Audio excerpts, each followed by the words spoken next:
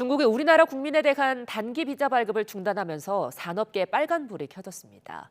중국 정부의 제로 코로나 정책 완화에 힘입어 수출 회복을 기대했던 우리 기업들의 발등에 불이 떨어졌습니다. 윤혜리 기자입니다.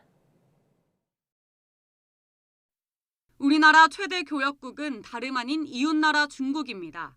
하지만 길게 이어지는 대중수출 부진은 좀처럼 나아질 기미가 보이지 않고 있습니다.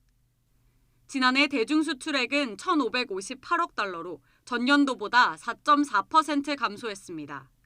지난해 6월까지만 해도 수출 감소폭은 0.8%에 그쳤지만 지난달엔 27%까지 확대됐습니다. 중국의 제로 코로나 정책에 더해 수출 효자 품목인 반도체 가격까지 하락하자 대중무역 실적이 쪼그라든 겁니다. 특히 우리나라 전체 수출에서 한 23%는 이제 중국으로 갑니다. 가장 높죠. 그래서 중국 시장으로 가는 수출이 회복이 안 되면 사실 수출 경기는 회복이 될 수가 없습니다.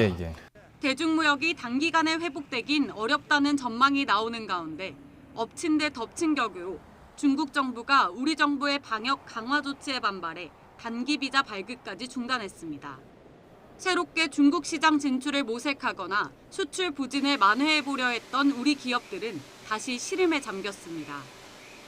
이번에 중국이 다시 예전처럼 돌아갈 수 있지 않느냐라는 사실 기대가 있었는데 사실은 그냥 사라진 부분이죠. 지난 3년 동안 사실은 저희가 자유롭게 왕래하지 못함으로 인해서 여러 가지 비즈니스에 대한 기회들이 사라졌고 당장 이번 달 10일까지 대중수출액은 지난해 같은 기간보다 20% 넘게 급감했습니다. 정부가 중국 현지 활동에 어려움을 겪는 국내 기업들을 긴급 지원하고 있지만 상황이 장기화할 경우 대중수출 의존도가 높은 중소기업들의 피해는 더 커질 걸로 보입니다. YTN 윤혜리입니다.